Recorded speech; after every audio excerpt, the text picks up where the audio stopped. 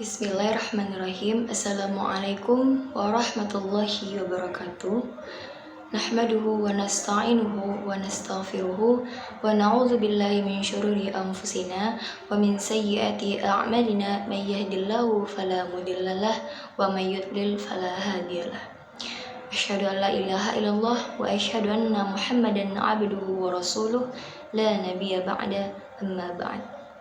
Alhamdulillah atas rahmat dan karunia-Nya, pada kesempatan kali ini Ana bisa menyampaikan video terkait mata kuliah hadis tarbawi pada video kali ini. Dan selalu beriringkan salam terlupa pula kita hadiahkan untuk Nabi besar kita, yakninya Nabiuna Muhammad Sallallahu Alaihi Wasallam, dengan mengucapkan Allahumma sholli ala Sayyidina Muhammad wa ala ali Sayyidina Muhammad. Baik, Ana Mumtaza dengan NIM 2214020127. Pada video kali ini Ana akan menyampaikan hadis pada mata kuliah hadis tarbawi,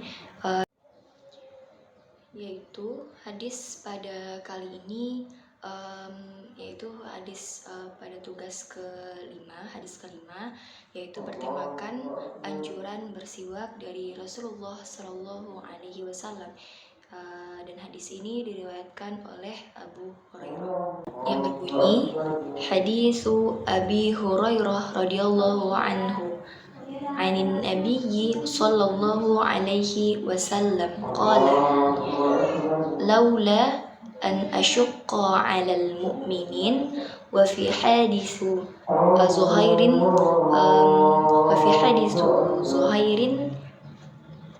ala ummati la amartuhum bisiwakin 'inda kulli salatin. Rawihul Bukhari wa Muslim wa Tirmizi wa Nasa'i wa Abu Dawud wa Ibnu Majah wa Ahmad wa Malik wa Darimi. Terjemahannya, hadis yang diriwayatkan oleh Abu Hurairah radhiyallahu anhu, semoga Allah meridhoinya. Ia berkata bahwasannya telah bersabda Rasulullah Shallallahu Alaihi Wasallam, jikalau tidak memberatkan atas atau bagi orang-orang yang beriman, dan juga dikatakan dalam hadis yang diriwayatkan oleh Zuhairah, yaitu jikalau tidak memberatkan bagi umatku, maka aku akan memerintahkan mereka untuk bersiwak setiap hendak akan sholat. Hadis riwayat Bukhari dan Muslim dan Tirmizi dan An-Nasa'i dan Abu Dawud dan Ibnu Majah dan Imam Malik dan Imam Ahmad dan Ad-Darimi. Baik, itu adalah 2 poin dalam pembelajaran kita pada hari ini, yaitu poin hadisnya dan terjemahannya. Maka selanjutnya lanjut kepada poin yang ketiga, yaitu mufradat yang terdapat dalam hadis kali ini. Yaitu terdapat beberapa mufradat penting pada hadis kali ini.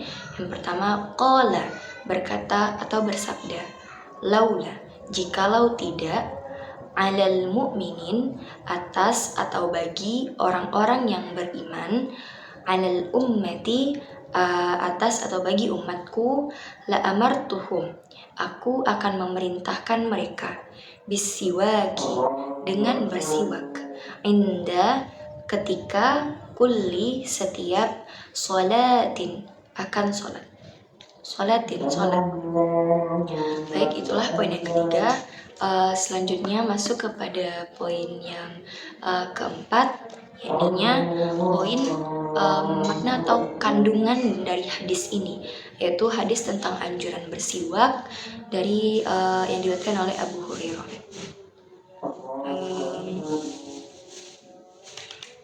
Yaitu kandungan pada hadis ini tentu sangat-sangat penting, karena dari judulnya saja yaitu anjuran bersiwak dari Rasulullah setiap hendak akan sholat gitu. Jadi kandungannya dalam hadis ini menjelaskan tentang pentingnya bersiwak. Nah, apa itu bersiwak? Bersiwak adalah membersihkan mulut kita dari kotoran gitu. Jadi hendaknya setiap akan sholat itu agar sholat kita lebih afdol, lebih baik.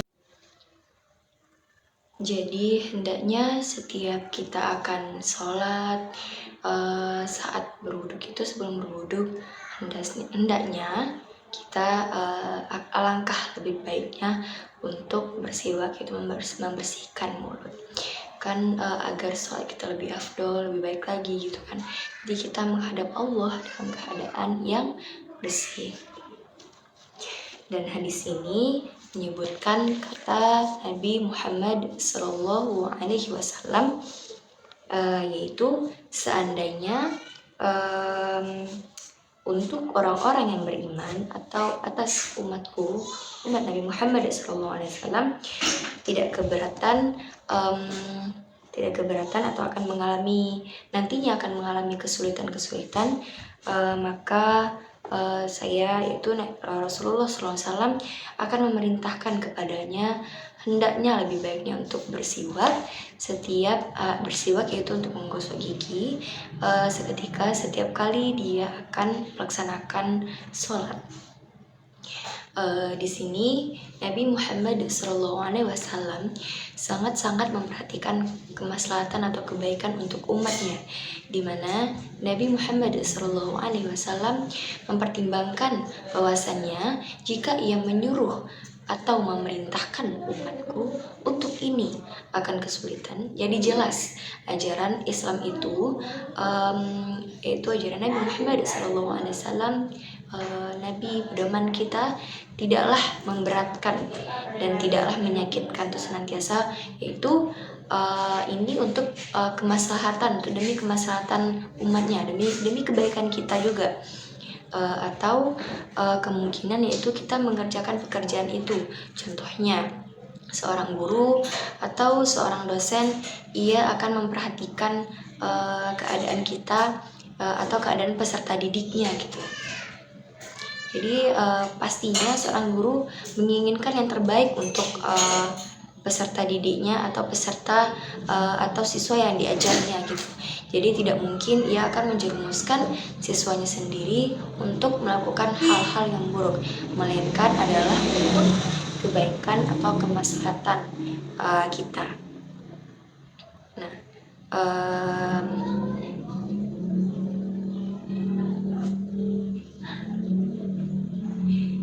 dalam hadis ini Nabi menegaskan bahwasannya bersiwak itu adalah sesuatu yang sangat penting.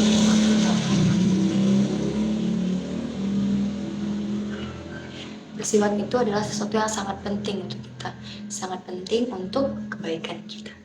Dan tidak mungkin juga ini menjadi keberatan bagi kita kan, karena ini adalah untuk kebaikan kita, diberikan solusi oleh Rasulullah SAW. Dan ini agak ditekankan dan yang wajib menjadi sunnah. Dari hadis ini dapat kita pahami bahwasanya ini menunjukkan bersiwak itu adalah sesuatu yang sangat penting dan dianjurkan dan untuk dilakukan. Dianjurkan untuk melakukannya agar jangan sampai kaum muslimin tidak memperhatikan kebersihan dirinya, apalagi ini adalah untuk menghadap Allah. Maka sebaiknya dan lebih afdolnya kita menghadap Allah Subhanahu wa Ta'ala dalam keadaan yang bersih. Dan melalui hadis ini Rasulullah SAW memberikan ajaran kepada kita dengan isyarat yang sangat-sangat jelas bahwasanya kaum muslimin itu sangat-sangat diperhatikan kebersihannya. Bahkan sampai-sampai dalam hal ini pun Rasulullah memberikan kita anjuran untuk menjaga dan memperhatikan kebersihan kita. Dan di antara sekian banyaknya kebersihan yang sangat-sangat diperhatikan dalam ajaran Islam, salah satunya adalah kebersihan sebelum kita sholat. Dan salah satunya itu kebersihan mulut kita, kebersihan gigi kita, yaitu anjuran dari Rasulullah untuk bersiwak atau menggosok gigi. Dan jika kita perhatikan, jika kita dalami lagi sebaik-baiknya, seseorang bila membersihkan mulutnya dengan baik dan dengan benar, dia tidak akan terkena penyakit dan lain sebagainya. Seperti contohnya, jika saja kita tidak membersihkan gigi kita, maka nanti kita akan menguning atau menumbuhkan karang-karang gigi yang itu akan menimbulkan ketidaknyamanan, yaitu agar kita tidak terkena penyakit-penyakit gigi atau mulut.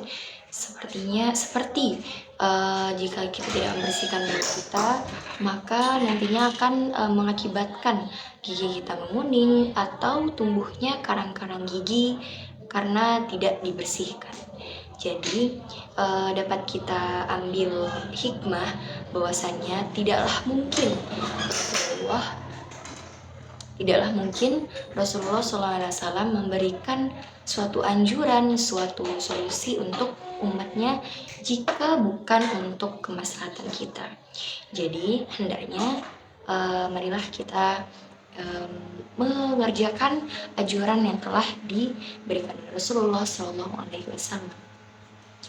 Baik, kita masuk kepada poin terakhir, yaitu poin apa sih kaitan hadis ini, yaitu hadis kelima dalam pembelajaran hadis terbawi ini dengan dunia pendidikan gitu. Karena apa sih kaitan hadis ini gitu. Dan sangat-sangat penting dan sangat-sangat harus kita pahami hadis kali ini, yaitu sangat berkaitan dengan dunia pendidikan. Yaitu terdapat dua klasifikasi pada pembagian ini. Yang pertama, hadis ini membicarakan dan menjelaskan tentang materi pendidikan, yaitu tentang pendidikan akhlakul karimah, yaitu tempatnya pada akhlak atau perilaku kita terhadap diri kita sendiri, yaitu tentang bagaimana seseorang menyayangi atau menjaga dirinya sendiri. Yaitu karena jika saja tadi kita lihat dalam konteks tadi, jika kita tidak menjaga diri kita, tidak membersihkan diri kita, maka nantinya akan berdampak juga untuk diri kita sendiri. Karena contohnya saja, jika kita tidak membersihkan mulut kita dan gigi kita biarkan saja kotor seperti itu, maka nantinya akan menimbulkan penyakit-penyakit yang tidak kita inginkan. Jadi intinya ini adalah tentang akhlak kita kepada diri kita sendiri, yaitu tentang kebersihan untuk diri kita sendiri. Karena dan jadi seseorang itu diajarkan untuk berbuat baik, berbuat sebaik-baiknya untuk dirinya sendiri dan untuk menjaga dirinya. Salah satu di antaranya adalah untuk menjaga kebersihannya, dan dikhususkan pada hadis ini yaitu untuk menjaga kebersihan gigi, kebersihan mulutnya. Dan yang kedua, poin yang kedua yaitu hadis ini membahas tentang bagaimana sih prinsip mendidik atau prinsip pendidikan yang baik, dan itu adalah salah satu prinsip dalam pendidikan yang menyesuaikan dengan keadaan atau dengan kondisional, sehingga kemungkinan dalam pendidikan itu akan membawa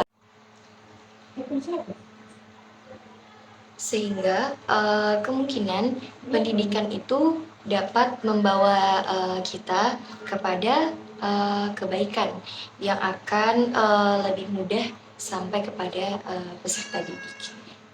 Jadi mendidik itu adalah salah satu unsurnya, dan kita harus sangat-sangat memperhatikan unsur yang satu ini tentang bagaimana keadaan orang yang akan dididik dan untuk melakukan prinsip bagaimana yang cocok untuk pendidikan baginya. Jadi dapat kita ambil kesimpulan dari hadis kali ini, yaitu bahwasannya Rasulullah itu sangat menganjurkan untuk umatnya agar menjaga kebersihan dirinya. Dan kita juga tahu bahwasannya ajaran Islam itu sangat-sangat mendetail dan sangat-sangat memperhatikan kebersihan kita. Baik itu dari hal yang sekecil apapun sampai hal lainnya. Jadi itulah penjelasan yang dapat Anda sampaikan terkait pada hadis kali ini dengan tema anjuran bersiwak dari Rasulullah SAW. Jika ada salah, mohon maaf. Akhirul kalam. Wassalamualaikum warahmatullahi wabarakatuh.